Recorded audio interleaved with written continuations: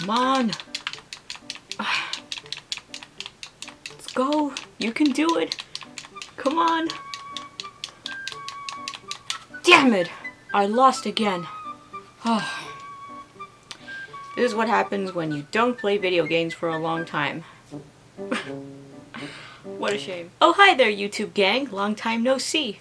I was just in the middle of another gaming session, which I failed miserably. Today I decided to make another video talking about my top 10 favorite video games of all time. I mentioned previously on my channel that I used to be a hardcore gamer when I was a lot younger.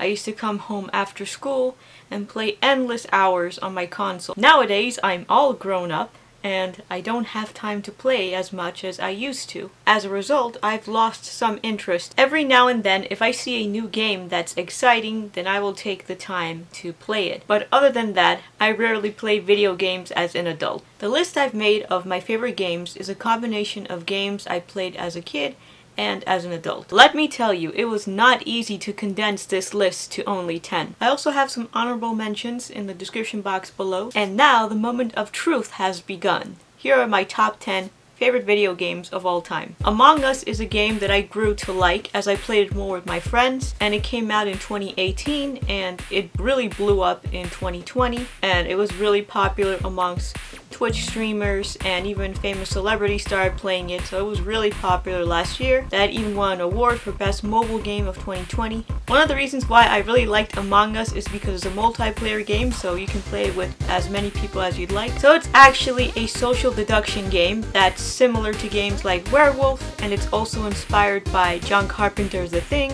I love that movie. And the players are assigned two roles: crewmates and imposters. The goal of the crew members is to figure out who the imposter is while also completing their tasks on the spaceship, and they have to eliminate the imposter in order to win the game. The goal of the imposter is to kill off the crew members one by one while not being figured out. And the crew members have to vote. There's actually a voting process in this game in order to vote off who they might think is the imposter.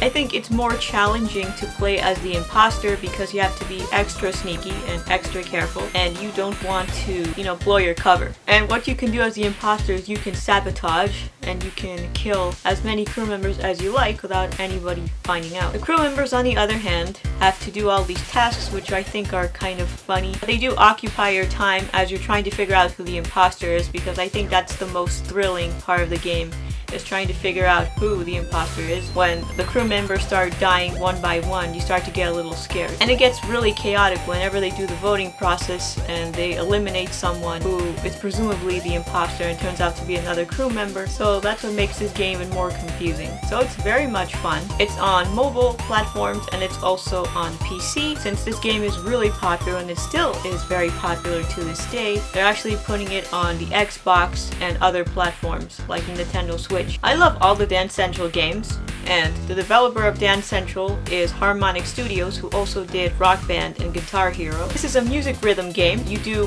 various dances, and the reason why I like it so much is because this game has many types of versatile dances, as well as many popular songs. It also has songs from the past, 70s, 80s, and 90s, and 2000s as well. You can dance to anything, and it will definitely burn off calories.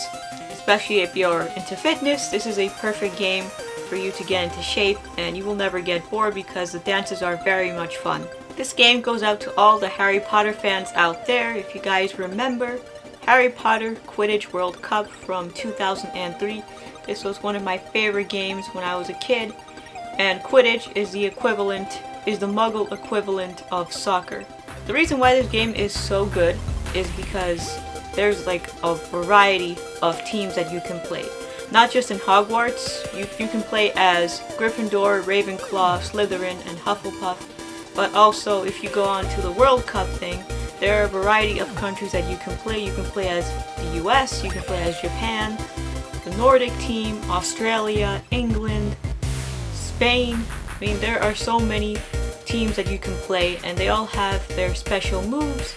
With every match that you win with each country, you get a Quidditch card, and you have to unlock all of these cards because there are a lot of them, and you can only unlock them when you win a match, or when you do a special move, or when you win a tournament. So it's very, very exciting. Think of it as FIFA as a FIFA game. If you're a huge Harry Potter fan, definitely check this game out even though it's super old. This game came out on PlayStation 2, which I had, and it also came out on many platforms as well. So it's a very old game, but it's one of the best games from EA. The next game I'm going to talk about is Tony Hawk's Pro Skater 4, which came out in 2002. This game was so much fun. I loved the levels, I loved all the moves that you could do with your character, and you could get money by doing certain tasks for people. Another reason why Tony Hawk's Pro Skater 4 is the best game is because of its soundtrack, and it has a variety of rock, punk songs, and hip-hop songs, and it introduced me to a lot of artists like Distillers and Delinquent Habits. It was so much fun to play like on your free time. There's this option on the game where you can free skate, and you can skate wherever you want in the level, and you could just listen to that amazing playlist that they had. Out of all the Tony Hawk Pro Skater games, I definitely prefer number 4. The next game that is one of my favorite games of all time is Hotline Miami, that came out in 2012, and this game was an independent game that I didn't really hear of until I saw it on Steam. I was browsing through the many games that they had on Steam one day, and the cover art attracted me a lot because it had that 80s nostalgia influence on it, and it also reminded me of the film Drive from 2011 that was directed by Nicholas Winding Refn. The game is set in 1989 Miami, and it is about this protagonist whose name Jacket. He has no other name, but they call him Jacket because he wears this bomber jacket that's similar to the jacket that the driver in Drive wore. And Jacket works for the Russian mafia, and he has to kill all of these mobsters, and this is a very bloody game. It's mostly a shooter game because you have to use all of these weapons, like you can use a gun, you can use a knife, and it's a very difficult game. And even to this day, I've only gotten to certain types of levels, but it's very, very difficult. So beware. You really have to put your best gameplay skills out there when playing this. It's a very good game. It has a nice storyline, and of course it takes place in the 80s, and that's one of the reasons why I liked it so much. And it's very bloody as well. And it also has a sequel, Hotline Miami 2 Wrong Number. I haven't gotten the chance to play that game yet, but it's also as good as the first one. You can play Hotline Miami on the PC, and also in recent years it has been accessible on other platforms like Xbox, so this will be very easy for me because I love using my controller. And I started playing Hotline Miami a couple of months ago, and it's still very difficult, but I will try my best to try to complete those levels, and I definitely want to complete the entire game. The next game I'm going to talk about is one of the most overlooked and one of the most underrated games of all time. And it is called the Mark of Kri from 2002, and this was also one of the demos that was on the jam-packed disc that I had that came with my PlayStation 2. And when I think of this game, I think of Kill Bill and Disney mixed together. This game takes place in ancient times, and it is about this Polynesian warrior named Raul who goes on this quest to rescue his sister from this evil magician. The visuals in this game, like I said before, are beautiful. They're inspired a lot by Polynesian culture. Also, the gameplay is kind of wonky, especially the camera. When you have your sword out and you're combating all the bandits in your way, the camera is kind of really bad. Like, it's really hard to battle all the bandits. Also, Raul has his raven named Kuzo, who narrates the entire story. And sadly, it is a very underrated game. I don't know why it went under the radar at its time. It wasn't very popular. I consider it one of my favorite games because I enjoyed playing it a lot as a kid, and it was rated M at that time. I was like 8 years old, and I found it fascinating. This game also had a sequel called The Rise of Kasai, which centers around Tati, which is Raul's sister, and you can play as her, but it wasn't as good as the Mark of Kri in my opinion. So please play the Mark of Kri if you haven't done so. It's a very overlooked game, and I believe that it's been remastered in recent years, so you can play it on the PlayStation 4. Next game, Primal, another overlooked and underrated game, and I actually played the demo on that very same jam-packed disc that came with my PlayStation 2. This game is actually quite interesting because it is the story of this girl named Jennifer, and one day her boyfriend goes missing, and she ends up getting knocked out by this demon and in her sleep, and while she's in a coma, she is forced to leave the human world and go into the spiritual realm. And then she meets this gargoyle named Scree, and Scree tells her that she's on a mission to, of course, save her boyfriend, and also to stop this evil lord named Abdazur, who is essentially the lord of chaos. Jennifer has to go through these 4 realms, and they're all very special and unique. and there are many interesting characters, and also the puzzles are very challenging for your mind.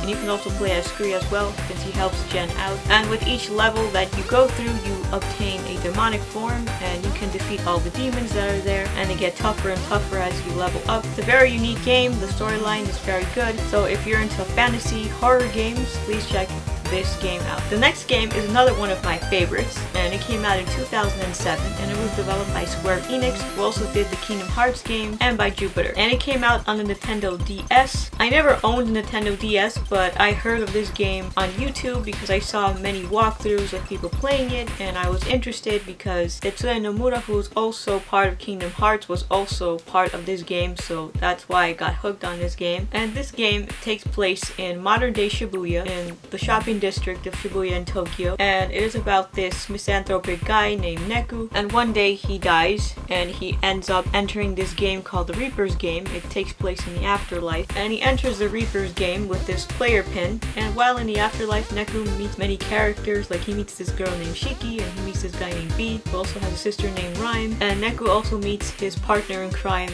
Josh, who turns out to be a very important person in the making of the Reaper's game. And these players have to spend many days defeating these enemies called the Noise with these pins that remind me a lot of the punk rock pins, and each pin has different abilities and they have different powers. And I loved collecting the pins when I used to play this game a lot on my iPhone, because there was an iPhone edition of this game that came out for the iPhone 4S, and whoever wins the Reaper's game gets their life back. So not only do I like the gameplay and I like the pins, also the soundtrack to this game is very unique. It has a variety of rock and roll songs, of punk songs. It also has some hip hop songs as well. And you can also purchase clothes for your characters, because you know how in Shibuya they love clothes, they love fashion, and you could purchase like urban fashions or punk fashions or girly fashions or Lolita fashion, so you can pretty much do anything in this game. So amazing. Like, you can spend hours and hours playing this game. So I highly recommend it, especially if you're a huge Kingdom Hearts fan. They announced that they were going to make a sequel called Neo, The World Ends With You, and it's going to have different characters, but it's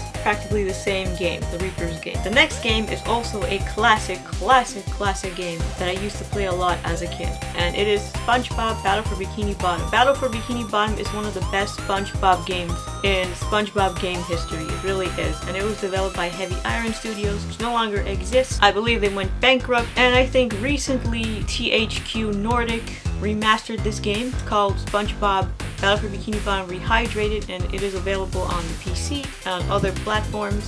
And it's basically the entire game but remastered, and it also has a couple of extra things like the Squidward boss battle that was deleted. But anyway, SpongeBob Battle for Bikini Bottom is a classic game, and it is about SpongeBob and Patrick and Sandy, who have to defeat all these robots that Plankton accidentally left amok. And these robots are going around destroying all of Bikini Bottom, and the three of them have to stop them. And all of the levels in this game are memorable, very nostalgic, and of course the soundtrack is also good as well. From start to finish, this game is definitely a 10 out of 10. I remember as a kid playing this game for many hours because it was very challenging to me, and it's still quite a challenging game. It is not an easy game. As you level up, it becomes more difficult and more challenging, and also the boss battles are very memorable. You get to fight Robot Sandy, Robot Patrick, and at the end a Robot SpongeBob. So it is very exciting. And in order to enter each level of the game, you have to obtain a certain number of golden spatulas. So please play SpongeBob Battle for Bikini Bottom. It's remastered now, so you can play it on the PC or on the Xbox or PlayStation.